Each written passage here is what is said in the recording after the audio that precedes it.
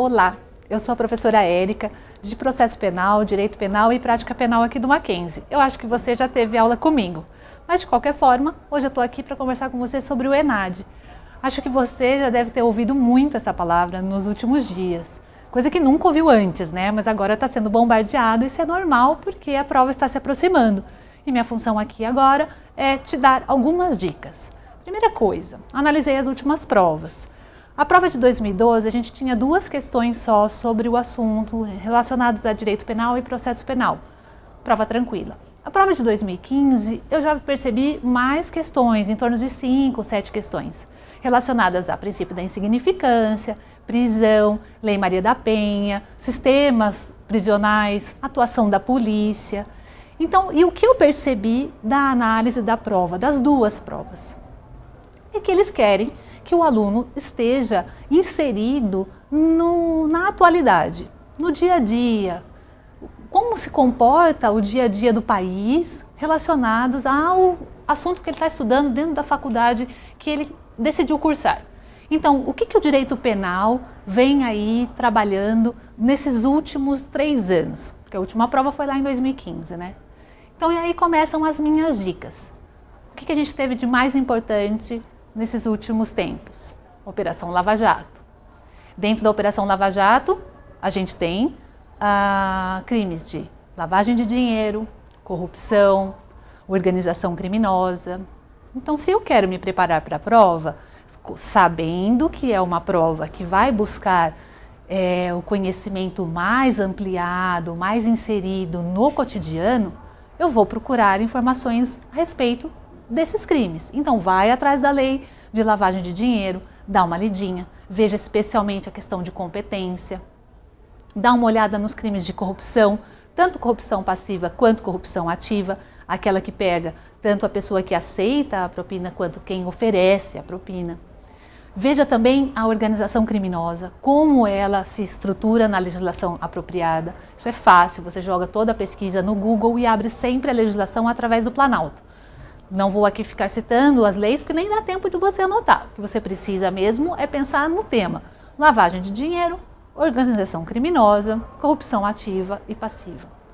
No tema organização criminosa, eu ainda chamo a atenção para que você faça um paralelo entre 3 situações: organização criminosa, associação criminosa e concurso de agentes. É uma possibilidade de pergunta relacionada a uma problematização. Quando que seria concurso de agentes, quando seria associação criminosa e quando realmente está-se diante de uma organização criminosa, estruturada como uma verdadeira empresa para o crime. Então, esse é o panorama relacionado à Lava Jato. Também vem ali tratar de questões relacionadas à prisão, que provavelmente você já deve ter visto com o professor Fabiano. Outros crimes que eu ainda levo em consideração para uma situação considerando os nossos últimos anos. Feminicídio, que é o crime praticado contra as mulheres em razão do gênero. Criminalidade de gênero em geral, né? Desculpa o trocadilho. Você pode estar ciente de que alguma coisa vão te perguntar. Então, Lei Maria da Penha foi objeto da última prova, mas pode estar presente novamente. Por quê? Por conta da questão do feminicídio, que foi inserida recentemente no Código Penal. Outra reforma do Código Penal que eu também chamo a atenção é o crime de roubo. Roubo com porte de arma, por exemplo. Desde abril, a punição ela é diferente, então vale a pena dar uma olhada. E vale a pena dar uma olhada também na questão da súmula 593 do STJ, que fala sobre o estupro de vulnerável. Confere lá, veja se a vulnerabilidade pode ser relativizada ou não.